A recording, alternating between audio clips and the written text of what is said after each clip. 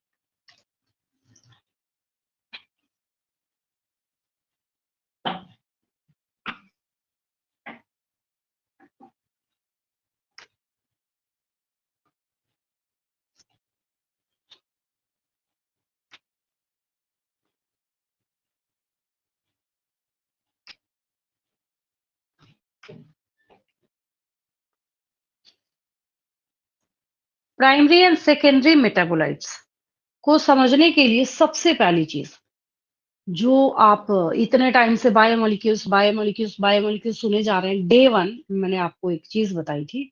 मैं आपको शो करती हूँ, देखिए। मैंने ये लिखा था, सबसे पहले आपने सीखा था all the carbon compounds that we get from living tissues are termed as biomolecules। फिर मैंने एक बात बताई थी कि इस पूरे चैप्टर को पढ़ाई करने का मतलब ये है कि आप प्रोटीन, पॉलीसैकेराइड, लिपिड्स और न्यूक्लिक एसिड सीख रहे हैं, पहली बात। दूसरी बात कि जब आप ये सारी चीजें सीख रहे हैं, इसको सीखने का काम कर रहे हैं, तो इसके बनने में और इसके टूटने में केमिकल रिएक्शन तो होगा। ऐसा सोचिए, अगर आपको प्रोटीन को बनाना है तो अमीनो एसिड जोड़ना पड़ेगा। अमीनो एसिड को ऐड करेंगे पेप्टाइड बॉन्ड से। अगर आपको पॉलीसैकेराइड बनाना है तो ग्लूकोज ग्लूकोज ग्लूकोज जोड़ना पड़ेगा, ऐड करना पड़ेगा। फ्रक्टोज भी हो सकता है, गैलेक्टोज भी हो सकता है, आगे सीखेंगे हम लोग। लिपिड्स के बारे में बात करें, फैटी एसिड आएगा वहां पे। न्यूक्लिक एसिड्स के बारे में बात करें, बेस, शुगर, फॉस्फेट आएगा वहां पे। जो भी है, चाहे हम किसी भी चीज को बनाने के बारे में बात करें, चाहे स्मॉल इंटेस्टाइन अपने खुद के इजी एब्जॉर्प्शन के लिए उस चीज को तोड़ने का काम करे, तो आपको क्या चाहिए वहां पे? बायोमोलिक्यूल्स तो चाहिए, कार्बोहाइड्रेट चाहिए वहां पे, प्रोटीन्स चाहिए, न्यूक्लिक एसिड चाहिए और लिपिड। देखिए यहाँ पे यही 4 बायोमोलिक्यूल्स जो है आपको पढ़ना है, ठीक है? तो इनके टूटने में भी केमिकल रिएक्शन हिडन है और इसके बनने में भी क्या है? केमिकल रिएक्शन हिडन है। And sum total of all the chemical reactions is known as metabolism. Connection समझ आ रहा होगा आपको? जो आपने मेटाबॉलिज्म बचपन से लेके आज तक सुना है, सीखा है, वो आपने यही सीखा है। The sum total of all the chemical reactions of any living organism is known as metabolism। तो जब मेटाबॉलिज्म किसी ऑर्गेनिज्म की बॉडी में हो रहा है और जो आप उसके प्रोडक्ट्स देख रहे हैं, चाहे आप उसको जिस डायरेक्शन में देखें, अगर आप ग्लूकोज के बनने को देख रहे हैं और ग्लूकोज के टूटने को देख रहे हैं, जैसे जिस भी फॉर्म में उसको देख रहे हैं, बट यहाँ पे जो प्रोडक्ट होगा, तो उसी प्रोडक्ट को हम यहाँ पे क्या बोलेंगे? मेटाबोलाइट बोलेंगे। क्या बोलेंगे? मेटाबोलाइट बोलेंगे, ठीक है? अब मेटाबोलाइट्स तो ठीक है, मेटाबॉलिज्म का प्रोडक्ट हो गया, लेकिन जब मेटाबॉलिज्म कुछ प्रोडक्ट बनाता है, तो प्रोडक्ट बनाने के साथ-साथ कुछ बाय प्रोडक्ट्स भी तो बनते हैं। जैसे एज़ फॉर एग्जांपल जब फोटोसिंथेसिस का रिएक्शन है, तो उसमें एक्चुअली प्लांट के लिए, प्लांट को थोड़ी चाहिए ऑक्सीजन। प्लांट को क्या चाहिए? प्लांट्स को तो ग्लूकोज चाहिए, वो ग्लूकोज अपने फायदे के लिए बना रहा है। Oxygen is the by product, वो हमारे लिए जरूरी है। हम लोगों के लिए क्या है? जरूरी है ऑक्सीजन। तो हम जो सारा आगे जाके जो भी हम वहां पे एनर्जी शीट वगैरह पढ़ेंगे, सबके सब हम कैसे पढ़ेंगे, किस बेसिस पे पढ़ेंगे? तो ऑक्सीजन के बेसिस पे हम लोग पढ़ते हैं यहाँ पे। तो सेकेंडरी मेटाबोलाइट्स, क्योंकि बच्चे ना दोनों में बहुत कंफ्यूज करते हैं, कहते हैं मैम हमें ना प्राइमरी मेटाबोलाइट्स और सेकेंडरी मेटाबोलाइट्स में बहुत कंफ्यूजन होती है। तो प्राइमरी मेटाबोलाइट्स वो डायरेक्ट आपके मेटाबॉलिज्म में इन्वॉल्व है। तो primary metabolites that is closely engaged in the growth, development, reproduction, ठीक है? और सेकेंडरी मेटाबोलाइट जो है वो डायरेक्टली इंगेज नहीं होगा नॉर्मल ग्रोथ डेवलपमेंट, लेकिन हाँ, उसका इकोलॉजिकल फंक्शंस जो है वो है। और कमर्शियल यूज भी बहुत सारे सेकेंडरी मेटाबोलाइट्स का जो है वो आप पढ़ेंगे वहां पे, ठीक है? तो इस पेज में कुछ वैसा तो है नहीं, ये नेम्स तो आपने ऑलरेडी लिख रखे हैं, बट अगर आप चाहते हैं तो रेफरेंस के लिए इसका स्क्रीनशॉट ले सकते हैं। मैं नेक्स्ट पेज पे आगे बढ़ रही हूँ।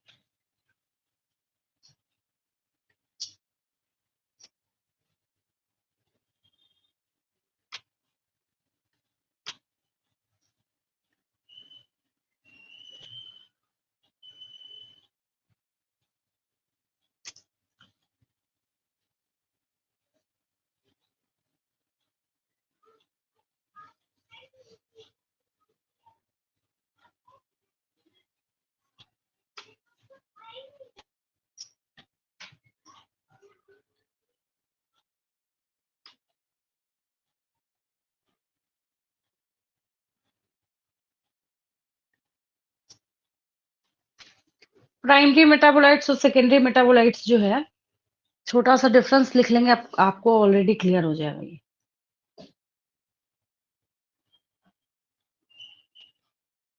इस साइड लिख लेंगे।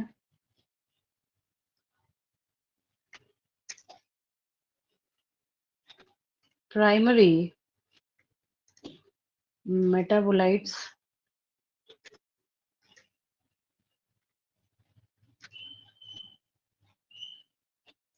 are closely engaged in the growth,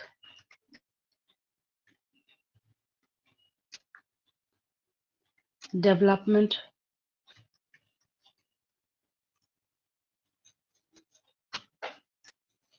and reproduction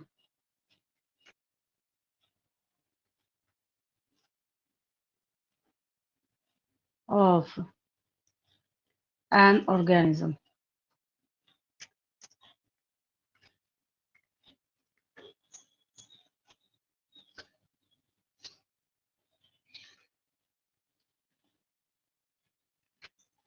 अब सेकेंडरी मेटाबोलाइट्स वाले साइड में देखिए क्या चेंज करेंगे आप।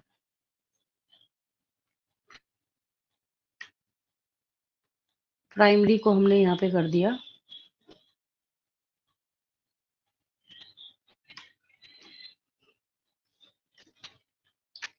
Secondary metabolites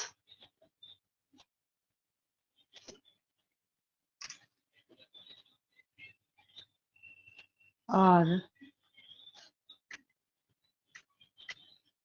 not directly engaged in the, बाकी तो ठीक ही है, ये सब में ये डायरेक्टली इंगेज नहीं होगा। आगे यहाँ पे बट करके ऐड कर देते हैं,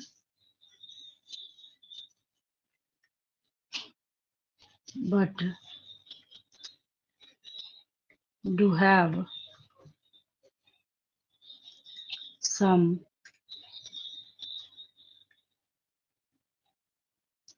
ecological functions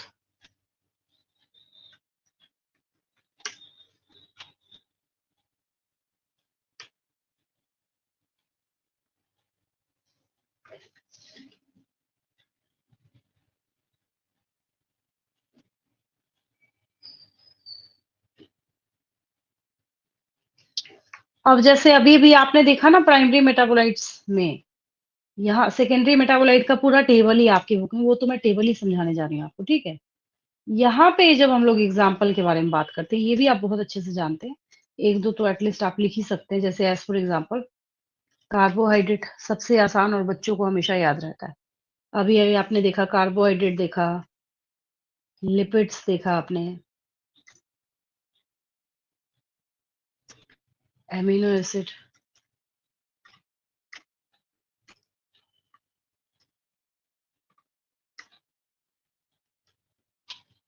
और सेकेंडरी मेटाबोलाइट्स का तो अभी मैं आपको एक टेबल समझाने जा रही हूँ। हाँ, अब डिफरेंस लिख रहा है तो अगर इधर एग्जाम्पल लिखा है तो इधर ना लिखे तो अच्छा नहीं लगेगा, उसके लिए एक दो ऐड कर देते हैं आप, ठीक है। एग्जाम्पल जैसे एसेंशियल ऑयल्स है,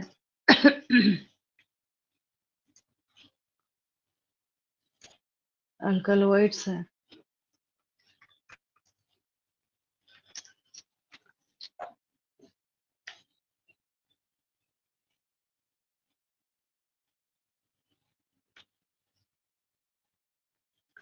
चलिए इस पेज का स्क्रीनशॉट लेंगे।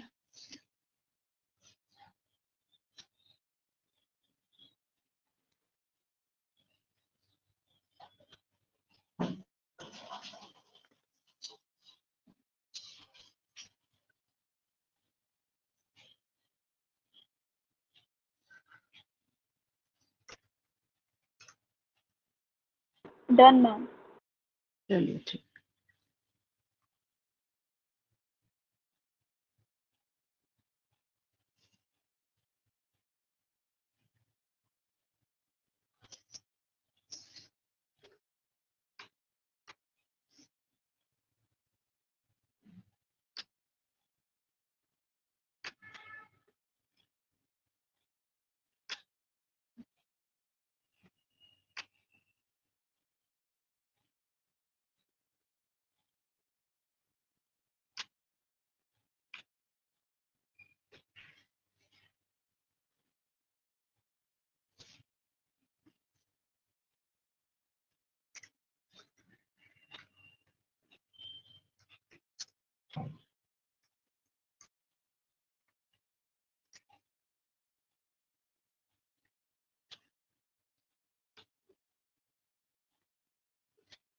सेकेंडरी मेटाबोलाइट्स को समझने के लिए ये टेबल जो है बिल्कुल परफेक्ट है, कोई दिक्कत नहीं इसमें, बहुत अच्छे से आपको समझ आएगा। अगर कोई चीज़ ऐसी हो नेचर में, जैसे आप किसी चीज़ को खा रहे हैं, कंज़्यूम कर रहे हैं, ठीक है? अगर उसका कलर उसमें वही नहीं होता, लेकिन टेस्ट वही होता, तो खाते तो आप तब भी ना। जैसे एज़ फॉर एग्ज़ाम्पल आप ग्रेप्स खाते हैं, ग्रीन कलर का, लेकिन अगर ग्रेप्स जो है वो नहीं होता ग्रीन कलर का, सपोज़ कीजिए व्हाइट कलर का होता, मतलब कलरलेस होता बिल्कुल, तो आप नहीं खाते क्या? खाते, बिल्कुल खाते। बहुत सारे ड्राई फ्रूट्स ऐसे हैं जो आप देखते होंगे तो ऐसा नहीं कि बहुत एकदम अट्रैक्टिव कलर का दिखता होगा, रेड, ग्रीन वैसा तो नहीं दिखता। बट आप खाते हैं, आपको पता है हेल्दी है, बहुत सारा खाने में भी अच्छा लगता है। तो यहाँ पे नेचर में ना कुछ पिगमेंट्स हैं। पिगमेंट्स में जब हम लोग बात करते हैं, तो कैरोटीनॉइड्स हैं। कैरोटीनॉइड्स के बारे में जब हम लोग बात करें, तो जैसे इसके अंदर कैरोटीन, ज़ैंथोफ़िल ये सब आते हैं। ज़ैंथोफ़िल जैसे आपसे कोई पूछे कि जो बनाना है उसके छिलके का कलर येलो किसकी वज़ह से होता है? तो ज़ैंथोफ़िल की वज़ह से। और जैसे टोमेटो है, बाहर से बिल्कुल टोटली रेड होता है, किसकी वज़ह से है? लाइकोपीन की वज़ह से। एक और है यहाँ पे एंथोसायनिन। एंथोसायनिन जो है ये स्पेशली ब्लू, रेड, पर्पल ये सब पिगमेंट जो है ये देने का काम करता है। ये भी किसमें देगा? फ्लावर्स में, फ्रूट्स में, सबको। अगर ब्लू कलर आपको देखने को मिल रहा है, तो ब्लू कलर बोलने का मतलब है कि वो किस मीडियम में वहाँ पे अवेलेबल है? अल्कलाइन पीएच में। अगर एसिडिक पीएच में होगा तो उसका कलर जो है वो रेड दिखता है। इसकी बात करें एंथोसायनिन की, ठीक है? कैरोटीनॉइड्स आपने पहले भी सुना है जब मैं आपको पढ़ा रही थी सेल चैप्टर में भी, और वैसे भी कैरोटीनॉइड्स काफ़ी कॉमन सा है। कैरोटीनॉइड्स और एंथोसायनिन्स ये दोनों पिगमेंट्स हैं, प्लांट पिगमेंट्स हैं। क्या है ये? प्लांट पिगमेंट्स हैं, जो वैरायटी ऑफ कलर्स देने का काम करेगा, बस आपको इतना याद रखना है, ठीक है? फिर उसके बाद नेक्स्ट जो हम लोगों के बोलने का क्या मतलब है कि अगर कैरोटीनॉइड्स और एंथोसायनिन्स जो हैं, अगर ये प्लांट नहीं बनाता तो ऐसा थोड़ी कि इसके ऊपर कोई असर पड़ता या इसके सर्वाइवल पे कोई फ़र्क पड़ता, ठीक है? उसके बाद हम लोग बात कर रहे हैं नेक्स्ट कैटेगरी में आपके पास अल्कलॉइड्स हैं। इसमें एक आपके पास मॉर्फिन है और दूसरा कोडीन है। अब मॉर्फिन के बारे में अगर हम लोग बात करें, आपने नाम सुना हुआ है इसका। मॉर्फिन जो है इसका आपने नाम सुना हुआ, आप बहुत अच्छे से जानते हैं कि सारे पेन किलर्स को बनाने में मॉर्फिन का यूज़ किया जाता है। इमरजेंसी ड्रग बहुत सारे, अगर ऐसा एकदम एक्सट्रीम लेवल का पेन है ना, जो टॉलरेट नहीं हो रहा, तो उसमें हम लोग क्या करते हैं? मॉर्फिन का यूज़ करते हैं। आप देखें, हाँ, एक और चीज़ है, इसको मतलब ये अगर किसी ने ज़्यादा डोज़ ले लिया इसका, तो ये हैलुसिनेशन भी कॉज़ करता है। तो मॉर्फिन जो जब आपने नोटिस करा होगा, अगर आपने कोई पेन किलर खाया, आपको बहुत पेन है, आपने कोई पेन किलर खाया, सपोज़ कीजिए आपको एक्सट्रीम हेडेक हो रहा है, वो जैसे ही ठीक होगा ना, आप देखेंगे आपको बहुत गहरी नींद आएगी। वो इसकी प्रॉपर्टी की वज़ह से क्या होता है, वो नींद आती है आपको। तो मॉर्फिन का यूज़ हम लोग पेन किलर्स में को बनाने में करते हैं, तो हमारे कमर्शियल यूज़ तो आ ही रहा है ना? देन देखिए हम लोगों के पास यहाँ पे क्या है? कोडीन है। अब कोडीन भी क्या है? ये भी माइल्ड से लेके मॉडरेट कैटेगरी के पेन को कंट्रोल करने का काम करता है। और एक और चीज़ है, ये चाहे हम मॉर्फिन की बात करें, चाहे इसकी बात करें, ये दोनों के दोनों नार्कोटिक एनाल्जेसिक्स हैं ये, ठीक है? मतलब आपके सेंट्रल नर्वस सिस्टम को भी अफ़ेक्ट करने का काम करेगा ये। जैसे कहते हैं इसका नशा-वशा करते हैं लोग, तो ये सीएनएस को मतलब आपके जो ब्लड के ये क्या करेगा? ब्लड की जो वेसल्स है ना, उसको ये डायलेट करने का काम करेगा। तो डायलेट होगा तो ब्लड प्रेशर कम होगा। ब्लड प्रेशर कम होगा तो आपको फ़ील होगा हमें तो कोई टेंशन ही नहीं है। तो ज़्यादा माइंड रिलैक्स लगेगा। तो एक बार अगर कोई पर्सन ट्राई करता है ना, अगर स्ट्रेस वगैरह में हो, तो उसको फिर वो चाहेगा कि भई मुझे तो बहुत अच्छा फ़ील हो रहा था, दूसरी बार करते-करते क्या होता है वो एडिक्ट हो जाते हैं इसके, ठीक है? तो ये अल्कलॉइड्स हैं, अल्कलॉइड्स में आपने 2 सीखा है यहाँ पे। एक आपके पास मॉर्फिन और दूसरा कोडीन है, दोनों ही पेन किलर्स हैं, ठीक है? उसके बाद आपके पास यहाँ पे टर्पिनॉइड्स है, ठीक है? टर्पिनॉइड्स के बारे में हम लोग बात करें तो यहाँ पे आपके पास मोनोटर्पीन्स भी हम लोग कहते हैं, मोनोटर्पीन्स भी कहते हैं, ठीक है? ये इतना इम्पोर्टेंट है, ये इस टिक को हम हटाते हैं, अब फिलहाल हम लोग इसके बारे में बात कर रहे हैं। इसकी खासियत ये है कि ये मेमोरी, लिवर, लंग और अदर कैंसर्स को ये प्रिवेंट कर सकता है, ठीक है? और बहुत सारे दूसरे डिफरेंट टाइप के कैंसर्स को भी ट्रीट करने के लिए इसका यूज़ जो है वो किया जाता है। तो ये किसका यूज़ है? मोनोटर्पीन्स का। किसका यूज़ है? मोनोटर्पीन्स का। शॉर्ट में आप लोग लिख सकते हैं, जैसे मान लीजिए कॉपी में नोट कर रहे हो, टू ट्रीट या टू प्रिवेंट कैंसर, ऐसे करके आप नोट कर सकते हैं, ठीक है? बुक में भी पेंसिल से मार्क कर सकते हैं, क्योंकि आपको तो सीखना बस उतना ही है जितना यहाँ पे दिया हुआ है। आपको टर्पिनॉइड्स का नाम पूछा जाएगा, आपको मोनोटर्पीन्स और डाइटर्पीन्स जो है वो याद होना चाहिए। मैं तो आपको ये एडिशनल स्टोरी इसलिए सुना रही हूँ ताकि आपको याद हो जाए थोड़ा-सा, ठीक है? अब यहाँ पे आपके दिमाग में क्वेश्चन आ रहा होगा कि ये डाइटर्पीन्स क्या करता है ना? जब मोनोटर्पिनॉइड्स या मोनोटर्पीन्स क्या कर रहा है यहाँ पे आपने देखा, कैंसर को प्रिवेंट करने में यूज़फुल है। तो ये इतना इम्पोर्टेंट है कि जैसे मान लीजिए कहीं पे आपको स्वेलिंग हो गई, इन्फ्लेमेशन हो गया और कहीं पे कोई माइक्रोबियल इन्फेक्शन हो गया, तो इसका नेचर ना एंटी माइक्रोबियल होता है, ठीक है? तो ये क्या करता है, एंटी इन्फ्लेमेटरी एक्शन में भी बहुत ज़्यादा रिक्वायर्ड है। एसेंशियल ऑयल का तो नाम आपने सुना होगा, लेमन ग्रास ऑयल, ये सब का नाम जो है ये आपने ऑलरेडी सुन रखा है, ठीक है? एसेंशियल ऑयल में। टॉक्सिन्स है आपके पास एब्रिन और रिसिन है। अब अगर हम यहाँ पे इन टॉक्सिन्स के बारे में बात करें, तो ये टॉक्सिन जो है मतलब हमने कैसे इसका इस्तेमाल किया सो देखिए। अगर ऐसे देखा जाए तो मतलब टॉक्सिन मतलब तो ज़हर ही होता है कि हार्मफुल है ये। लेकिन मेडिकल फील्ड में हमने क्या किया, कैंसरस सेल्स को किल करने के लिए हमने इसका इस्तेमाल किया। और हम लोग क्या करते हैं, इसका इस्तेमाल एक और तरीके से हम लोग करते हैं कि मान लीजिए कि पाउडर-वाउडर उस तरीके से बना लिया, जो जैसे कैंडिड वगैरह एक्स-वाई-ज़ेड कुछ भी, तो हमें पता चला कि कैसा नेचर है इसका। इसका नेचर ये है कि ये टॉक्सिन है, ठीक है? तो माइक्रोब्स वगैरह के एक्शन को भी ये क्या करता है, कंट्रोल करने का काम करता है। ये एब्रिन है आपका। देन आपके पास एक दूसरा उसी कैटेगरी में है, जिसको हम लोग यहाँ पे कई लोग इसको रिसिन कहते हैं और कई लोग इसको रिक्सिन कहते हैं। रिसिन। प्रोनाउंसिएशन कई लोग इसको राइसिन कहते हैं। ये केमिकल पॉइज़न है, कैस्टर बीन्स में प्रेज़ेंट होता है। रिसिन पॉइज़न जो है किस में प्रेज़ेंट होता है? कैस्टर बीन में प्रेज़ेंट होता है, ठीक है? तो ये भी बहुत इम्पोर्टेंट है। आगे देखिए, लेक्टिन्स के बारे में हम लोग बात करते हैं यहाँ पे।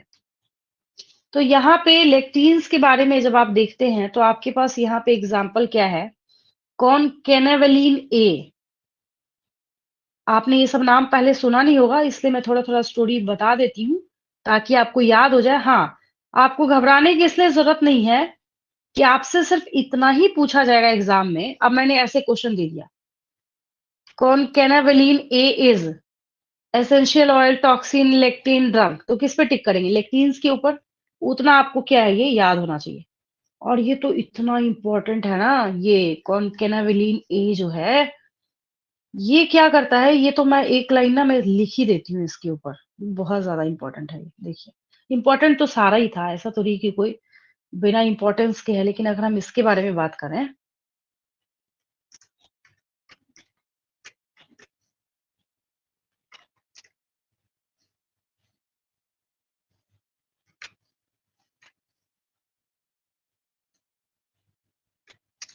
ए, कॉनकेनेवलिन ए एक्टिवेट्स लगेगा आपको टी सेल्स। लिम्फोसाइट में सेल क्या है? टी सेल है, ठीक है? एंड टी लिम्फोसाइट्स जो इजेक्शन करेगा बाहर से, जैसे एक डस्ट पार्टिकल भी गया ना आपके नॉस्ट्रिल में, आप देखिएगा तुरंत छींक आती है आपको। मतलब एक्सटर्नल आपकी बॉडी में जो बिल्कुल टॉलरेट नहीं करता किसी चीज को, वो कौन है? वो आपका टी सेल है, ठीक है। तो ये इसकी खासियत ये है कॉनकेनावलिन ए की, कि ये टी सेल को एक्टिवेट कर देगा। And natural killer cells and triggers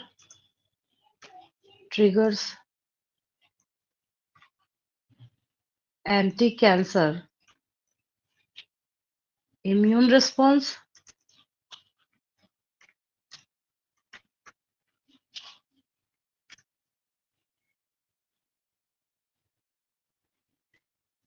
बस एक लाइन से आपको समझ आ गया।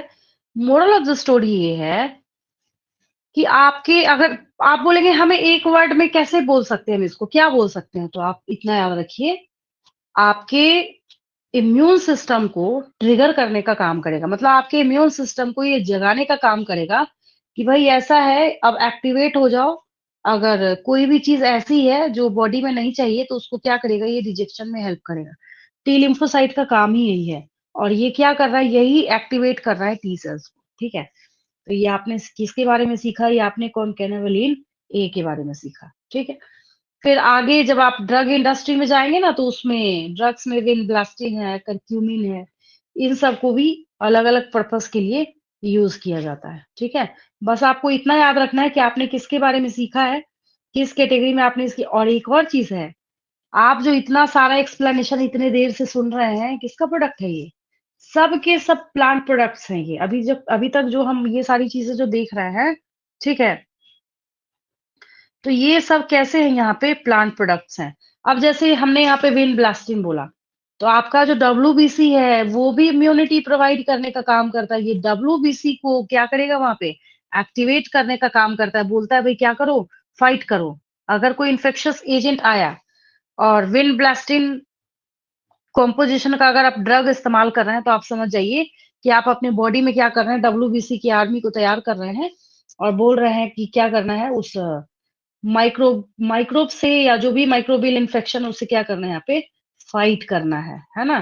कुल मिला के अभी तक इस टेबल में अच्छी बात ये है कि जो ज्यादातर आपको ड्रग्स वाली कैटेगरी में दिए गए हैं, वो सब के सब क्या है, आपके इम्यून सिस्टम से रिलेटेड है, ठीक है। तो और एक जो कर्क्यूमिन है ना यहाँ पे, तो कर्क्यूमिन जो है ये तो ऐसे नॉर्मली भी है, चलो ठीक है, हम लोग इसको केमिकल कंपाउंड में यहाँ पे ट्रीट कर रहे हैं। बट हर्बल यूज भी क्या है इसका, बहुत ज्यादा है। और ये भी वापस हम वही चीज बोलेंगे कि इसको भी हम किस चीज के लिए इस्तेमाल करते हैं, तो एंटीऑक्सीडेंट की तरह, एंटी इन्फ्लेमेटरी है, एंटी कैंसर की तरह हम इसका इस्तेमाल करते हैं।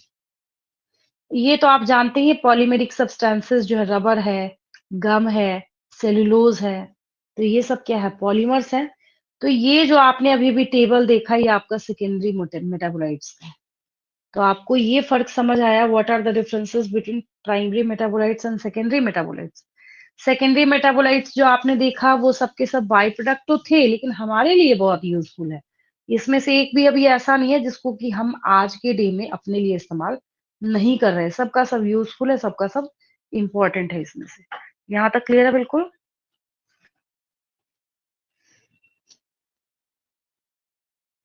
Yes, ma'am.